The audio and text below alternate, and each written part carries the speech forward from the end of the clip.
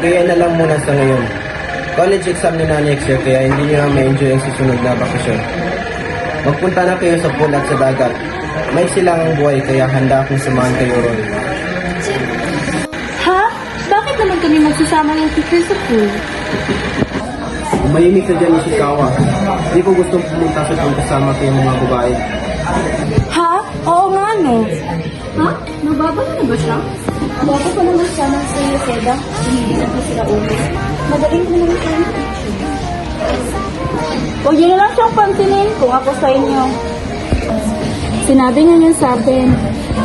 Sabi ko nga, ibang klase dadating siya. Nga pala, Ori. Kasi may nanoting pag ibang school kanina, tatanungin lang. Ibibigay ko ba? Kung wala siyang lakas ng loob na tanungin ako sa personal, tangihan mo siya. Alam mo? Hoy, gusto niyo ba mag-karaoke bago umuwi? Karaoke? Karaoke?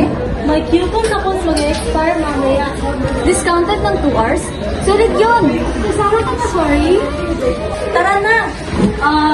Sorry! Pass.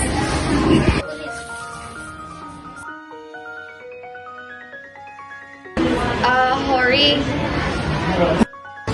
Yung phone na ilaglag. Salamat. Ang pamiliyang ko. Lagi na lang siya dito.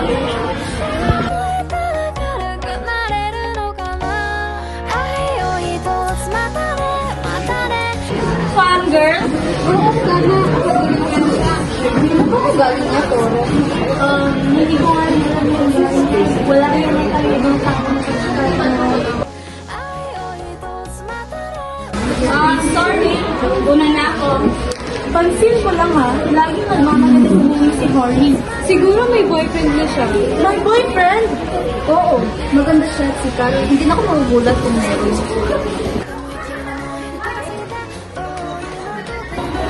Ano? Gusto mo ulit ako post na sa bahay niyo? Magdadala ako ng picture ko. Hindi mo naman kailangan mag-abala. Hi! Mabuti naman. Sigurado matutuwa mo to sa Sota.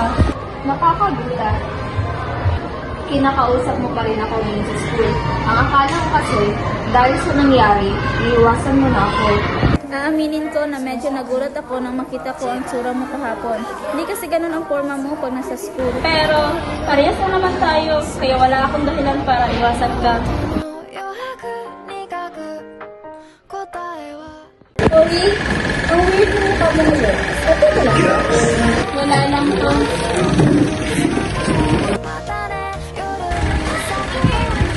Miyamura, busy ka ba? Ori, Bakit po? Kung saan? trivia tungkol sa akin. Mahilig ako sa flat chested. Kaya maging confident siya. 続く時間のかけらを集めているただ過ぎる